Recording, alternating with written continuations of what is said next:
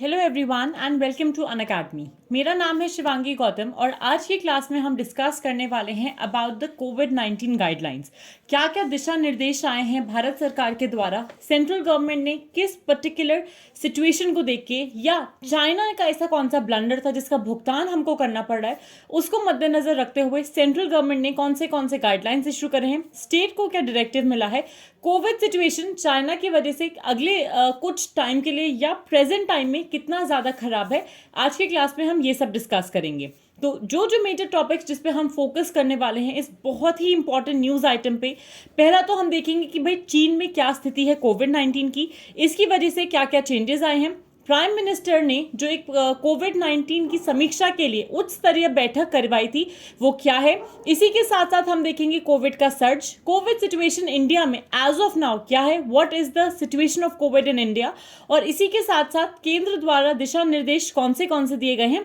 उस पर भी हम फोकस करेंगे। अब हम आगे चलते हुए पहला टॉपिक देखते हैं कि भाई चाइना में क्या सिचुएशन है इस टाइम पे। सबसे बड़ी दिक्कत, सबसे बड़ा अगर हम बात करें कि इशू कहाँ पे लाई कर रहा है, अभी तक ये एस्टिमेट लगाया जा रहा है कि अप्रोक्सीमेटली 248 मिलियन चाइनीज लोग इन्फेक्टेड हैं। In the simplest of terms, overall जिस हिसाब से कोविड-19 का सर्ज हमको देखने को मिल रहा है, ऐसा बहुत ज़्यादा प्रोमिनेंटली पॉसिबल है कि 60% of the Chinese population can be infected, मतलब लगभग 10% पूरे विश्व की आबादी। कुछ ग्लोबल हेल्थ अथॉरिटीज ये बोल रही हैं कि हो सकता है China every single day 37 million नए इन्फेक्शंस को जूझ रहा हो सकता है 37 मिलियन नए संक्रमण चाइना में रोज हो रहे हों। डॉक्टर्स एंटिसिपेट कर रहे हैं कि 100 मिलियन से ज्यादा कोविड केसेस और 1 मिलियन से ज्यादा मौतें, मतलब 10 लाख लोगों से ज्यादा की मौतों की आशंका की जा रही है इस पर्टिकुलर वेव में। अब अगर हम इस पूरी सिचुएशन की बात करें, हमारे लिए क्यों ये खतरे की घंटी है, इंटरनेशनल फ्लाइट्स की वजह से भारत सरकार ने भी ये एक निर्देश जारी करा गया है कि 2% जो पैसेंजर्स हैं या 2% जो यात्री हैं जो इंटरनेशनल फ्लाइट्स को ले रहे हैं उनकी रैंडम जांच की जाएगी, ये देखने के लिए कि क्या कोई संक्रमण तो नहीं है उनको कोविड का। यही इसी दौरान या इसी की वजह से रादर हमको पता लगा है कि बिहार में या आगरा में जो कुछ केसेस निकल के आए हैं प्रेजेंट वेव की वजह से, वो क्या है। सबसे बड़ा सवाल जो आ रहा है कि फिर से चाइना, क्यों चाइना में ऐसा क्या है, क्या रीजन है कि फिर से तीसरी बार जो इतना बड़ा वेव आ रहा है, इतना बड़ा जो झटका आ रहा है कंसिस्टेंटली चाइना की वजह से आ रहा है। There are two faces of it, दो क्या रीजन है इसकी वजह से। पहला तो ये कि भाई हमको ना एक्चुअल अंदाजा नहीं है कि चाइना में कितने लोगों की मौत पहले दो वेव्स में हुई थी, because nothing is out in the media. दूसरी दिक्कत यह आती है कि बहुत सारा western media, western scientist, western doctors इस चीज को बोल रहे हैं कि चाइना में जो वैक्सीनेशन दिया गया है apparently that was not of great quality, या वो इस तरीके से नहीं था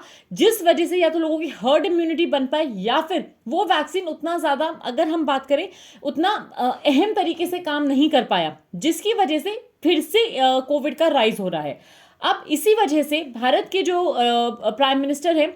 नरेंद्र मोदी, उन्होंने एक हाई लेवल या उच्च स्तरीय बैठक को होल्ड करा था, जहां पे उन्होंने 25 दिसंबर को मन की बात में भी इस बारे में जिक्र करा। उन्होंने बताया कि क्यों ये इंपॉर्टेंट है, और हमारे जो हेल्थ मिनिस्टर हैं मिस्टर मांडविया, उन्होंने भी इस चीज के बारे में अलग अलग गाइडलाइंस दी स्टेट्स को, सेंटर को, एयरपोर्ट्स को, एयरलाइंस को, कि आप किन किन गाइडलाइंस को, किस किस दिशा निर्देश को फॉलो कर सकते हो ताकि हिंदुस्तान में ऐसी सिचुएशन फिर से ना आए।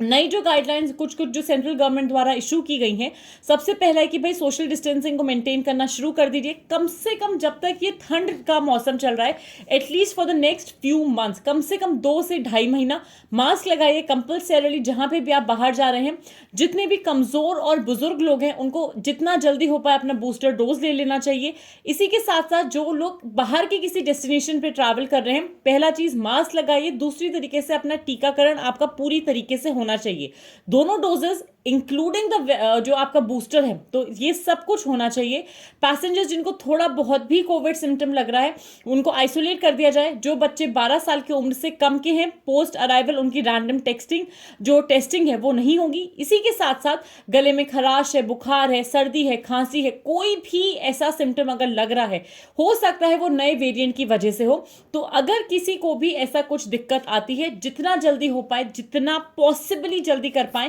टेस्ट करवाएं। और अगर आपको लगता है कि आपको इनमें से कोई भी सिम्टम है, इट इज़ बेटर कि आप आइसोलेट हो जाएं कंप्लीटली, डॉक्टर को कंसल्ट करें, ना कि आजू बाजू घूम के किसी भी तरीके से बाकियों की जान को खतरे में डालें। उसके अलावा अगर हम प्रेजेंट सिचुएशन की बात करें, हिंदुस्तान में कोविड की क्या सिचुएशन है, अलग अलग सरकारें स्टेट्स की, यूटीज की किस तरीके से इसमें क्या क्या काम करने वाली हैं, एक नज़रिए से या एक कहते हैं ना, एक बार देखते हैं। कर्नाटका की सरकार ने नए गाइडलाइंस को कोविड से रिलेटेड इशू करा है। इसी के साथ साथ बहुत सारे हेल्थ केयर सेंटर्स में, हेल्थ केयर फैसिलिटीज में मॉक ड्रिल्स हो रहे हैं, ये देखने के लिए क्या हमारे पास ऑक्सीजन की, आईसीयू बेड्स की, मेडिसिन की, क्या हमारे पास प्रॉपर स्टाफ रेडी है, इन सारी चीज़ों को, इस पूरी की पूरी सिचुएशन को टैकल करने के लिए हेल्थ मिनिस्टर रिव्यू कर रहे हैं कोविड-19 सिचुएशन को राउंड द क्लॉक, और नज़र रखे हुए हैं कि भाई कौन से ऐसे केसेस हैं, पैसेंजर्स है जो चाइना से फ्लाई इन कर रहे हैं, क्या वो किसी भी तरीके से इन्फेक्टेड हैं। अगर हमारे को ऐसा लग रहा है कि कोई भी पैसेंजर जो चाइना से आ रहे हैं from any part around there, और अगर उनमें कोई भी ऐसा सिम्टम मिलता है, हम उनको कैसे और कहाँ पर आइसोलेट कर सकते हैं। इसी के अलावा प्राइम मिनिस्टर ने अर्ज करा था लोगों से मन की बात में कि जितना भी कॉशियस हो सकते हैं, जितना भी अच्छे से वो रह सकते हैं वो रहें। सेंटर द्वारा जो गाइडलाइंस दी गई हैं, 2-3 चीज़ों पे सबसे ज़्यादा फोकस किया गया है कि जितने भी वीज़ाज हैं, ई वीज़ाज हैं, जो कि ग्रांट किए जा रहे थे Italy, Iran, south Korea, Japan के नेशनल्स को, कंसिस्टेंटली वो लोग जो अभी तक हिंदुस्तान में नहीं आए हैं उसको सस्पेंड कर दिया जाएगा इमीडिएट इफेक्ट के साथ। इसी के साथ साथ ये भी बोला जाएगा, एज ऑफ नाउ कोई भी लोग, अगर हम कभी भी बात कर रहे हैं पीपल्स रिपब्लिक ऑफ चाइना में जाने की कोशिश कर रहे हैं, वो सस्पेंडेड रहेगा। हम we are not allowing, at least the central government is not allowing any travel to and from China. जो लोग चले गए हैं China for the foreign nationals, China, Italy, South Korea, Japan, वहां पे गए हैं, उनकी एंट्री इंडिया में एब्सोल्युटली इमीडिएट इफेक्ट के साथ सस्पेंड कर दी जाएगी। ये सब क्यों इंपॉर्टेंट है? एक सिंपल से रीजन की वजह से, हम नहीं चाहते भारत में किसी भी तरीके से ये संक्रमण बढ़े, और अगर हम जहां तक कहते हैं ना, जितना होशियार हो सकते हैं, जितना कंसिडरेट हो सकते हैं सिचुएशन को लेके, the government of India is trying it's very best. दूसरी चीज, जो एक बहुत महत्वपूर्ण चीज जो भारत सरकार ने बोली है, वो ये है कि जितने भी पैसेंजर्स इंटरनेशनल फ्लाइट के हैं जो भारत एंटर कर रहे हैं किसी भी पोर्ट से, उनको एब्सोल्युटली सेल्फ डिक्लेयर, एक फॉर्म डिक्लेयर करना पड़ेगा उनकी ट्रैवल हिस्ट्री के बारे में, phone numbers, address, health officials को और इमिग्रेशन ऑफिशियल्स को, सारे के सारे पोर्ट्स पे, ताकि अगर उनको कोई भी ऐसा सिम्टम लगता है हम उनको जल्द से जल्द आइसोलेट कर पाएं। इसके अलावा मेडिकल स्क्रीनिंग होगी हर पोर्ट ऑफ एंट्री पे फॉर ऑल द पीपल